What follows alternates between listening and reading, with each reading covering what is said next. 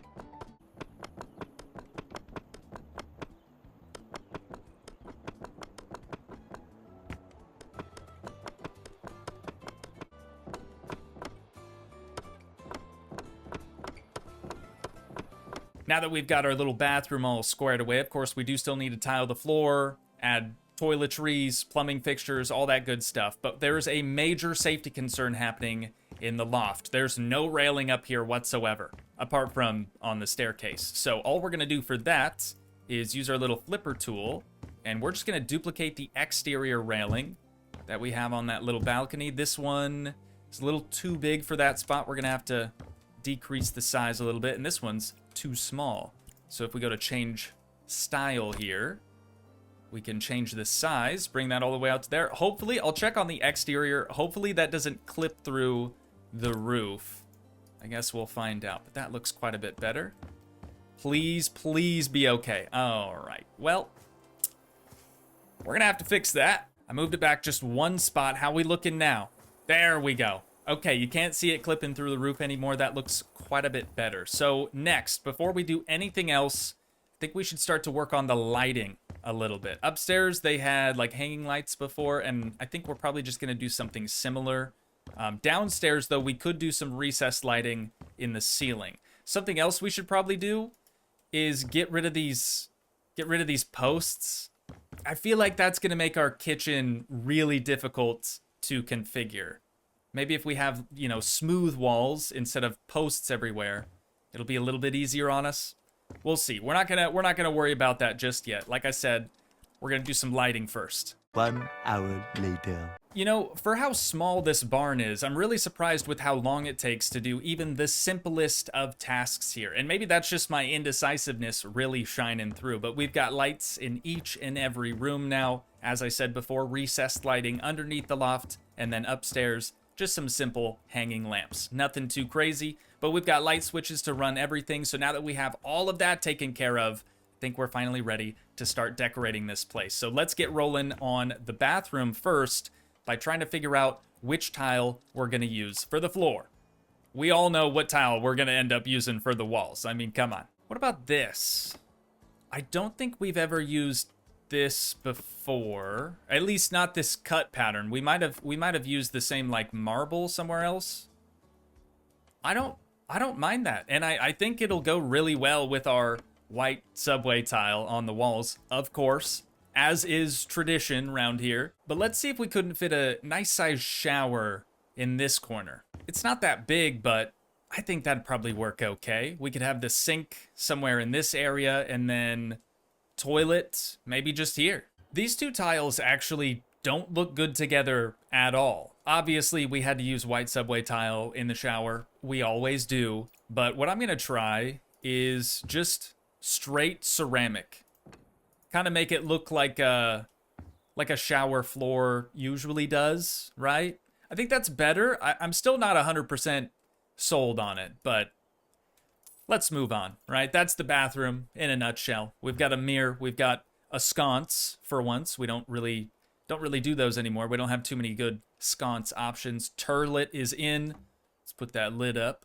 This is a tricky property for me because part of me wants to make the inside really modern, and then the other part of me is like, well, it's a Barndominium in the middle of the woods, so shouldn't the inside look more like a cabin?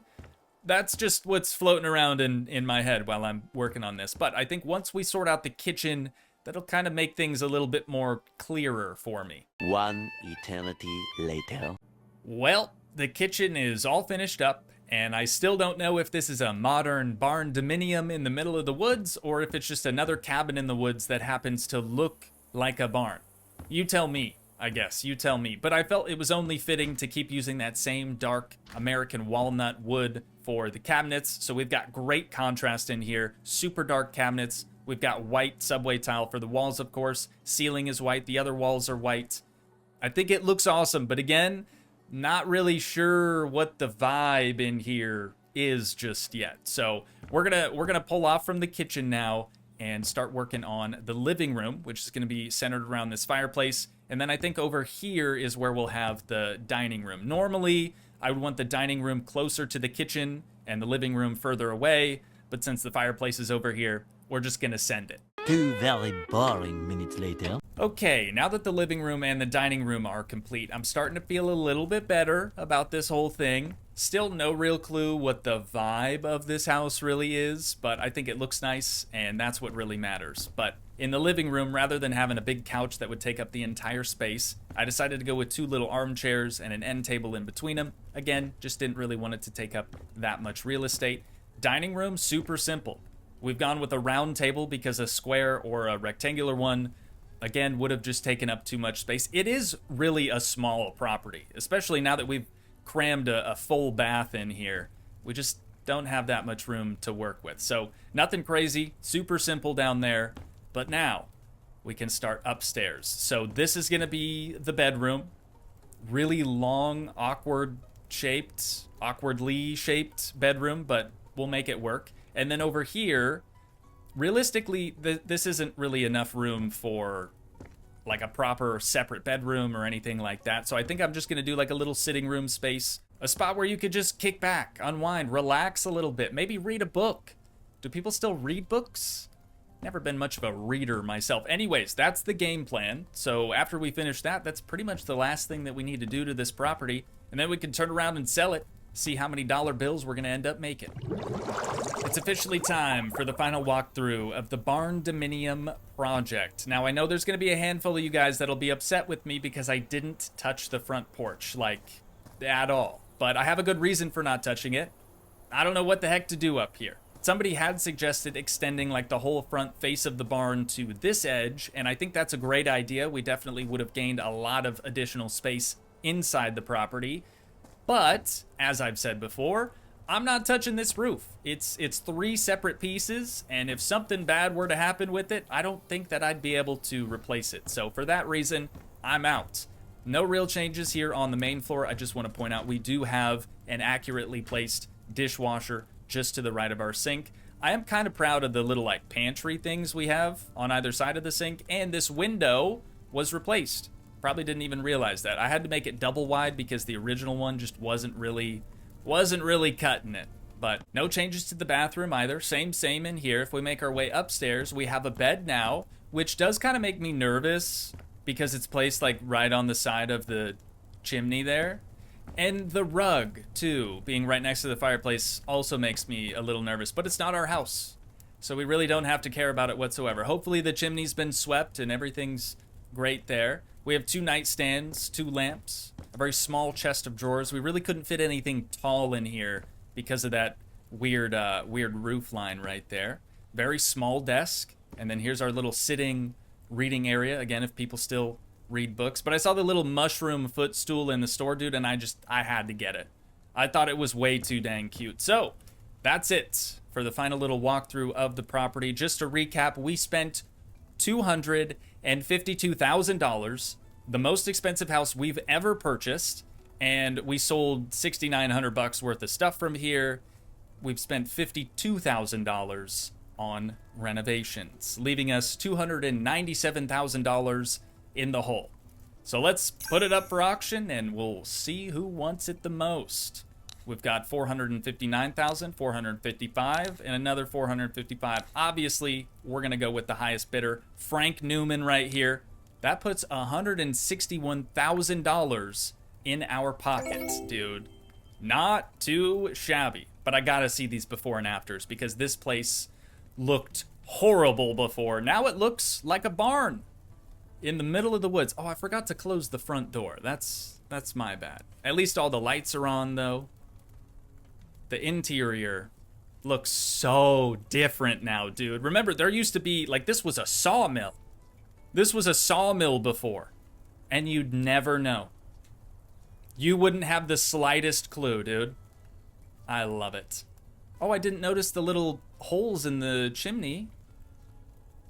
Interesting. That was only the 5th house that we flipped so far, so we've got a long way to go. And with that, I do think that's where we're gonna wind things down at for today. But once again, if you guys did enjoy, please leave a like, leave a comment, help support the dream by smashing that subscribe button, and I will see you in the next one. Thanks so much for watching, guys. Peace.